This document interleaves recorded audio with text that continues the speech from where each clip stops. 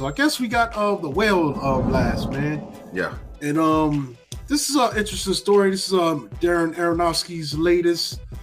And this story concerns an obese and reclusive English teacher who tries to reconnect with his estranged daughter for one last chance at redemption.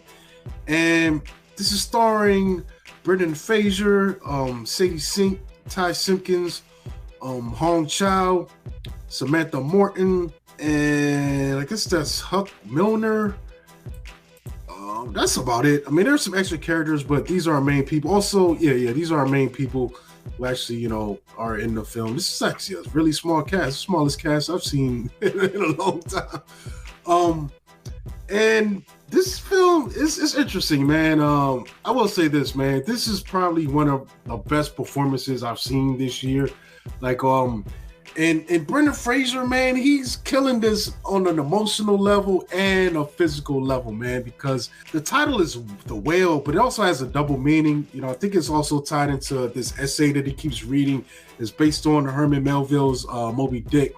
So, that's kind of, mixed into it. Also, he's a rather large dude, man. And, Brendan Fraser, he's a big guy. He's about 6 foot and some change. But, normal build, but he's putting on, I don't know how they did it, man. There's times where it looks like prosthetics, but then there's other times where he's moving. It looks like maybe there's some CG mixed into this thing, but he's a big guy, man. And you see it on his face, like his movements kind of like it's weird. You could feel his weight on the screen, man. So they did a good job portraying that, and he did a good job just acting on that. But also on top of acting, like there's some emotional stuff going on, man, because he has this estranged relationship with his daughter, played by Sadie Sink. So he's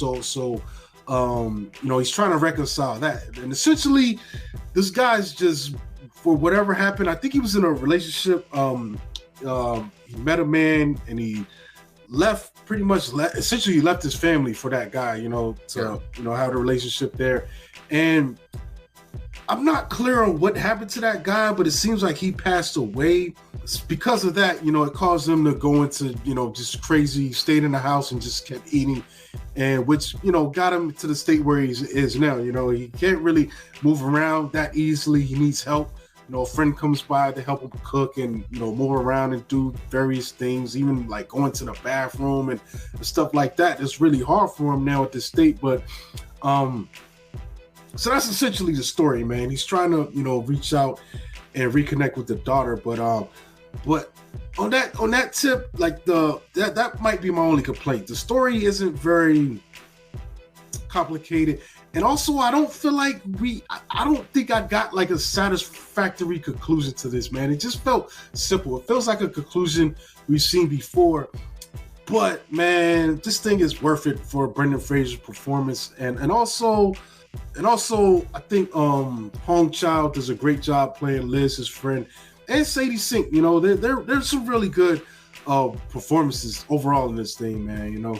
Yeah, for a Darren Aronofsky film, it was overall the story I felt was lacking a lot, but it's a lot of emotion in this film. Mm-hmm. Like Bob would say, it tugs at the heartstrings. Yeah. It's just it's you can kind of feel what Brendan Fraser's going through, because of his weight and everything, and his. I don't know. I'm not a thin guy, but I'm nowhere near his weight in this film. But it kind of felt kind of hurtful every time people that weren't out of his little group kind of saw him, because it seemed like they were real disgusted by him, and stuff like that really hurts a person. You know what I'm saying? Something like that can really hurt a person. But I kind of could feel.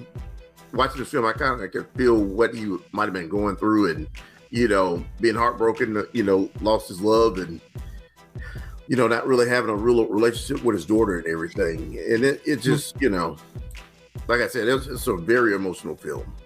Yeah, that stuff there, because that's another interesting thing. He works as a college professor, yeah. So he does online courses, and he doesn't even show himself to the students, man, because he's conscious of how people react to his physical state. But It's crazy, man. It's just one of those roles where you just see, man, like, I don't know, man, like you see this kind of thing, and nowadays people are quick to be like, oh, you need to get some help, you need some therapy and all that. And I'm like, man, we say that a lot, you know, especially, you know, if you think about the DJ Twitch thing that happened recently, the guy from the Ellen Show when he passed out, and everyone's like, check on your friends, and even Robin Williams, and I'm like, there's people that aren't fixable, man, you know, and I get the sense that that's what's going on here. Like, as bad as it gets, as messed up as it gets, like, he's still never disgusted enough to not pick up that food again, man. Yeah.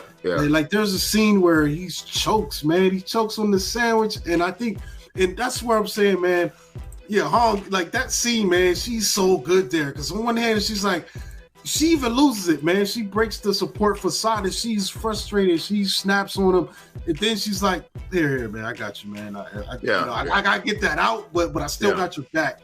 Yeah. But it's crazy, man. This thing is definitely really a really great emotional performance. But like I said, man, you don't get the sense that he's fixable, man. Like essentially, we're looking at a guy that's on borrowed time, man.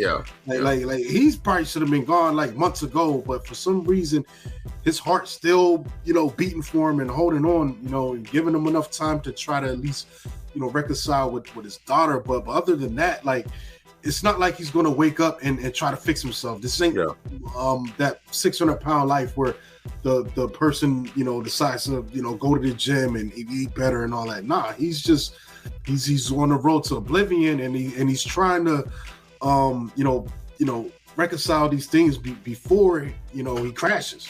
You know? Yeah. But but you can kind of put this in the same line as like The Wrestler and, you know, Black Swan. You know, it's just those characters in this film, just, you know, or Requiem for a Dream. You know, those characters just are kind of like on a they're at a descent, and you just experiencing their descent. You know, there's no really, you know.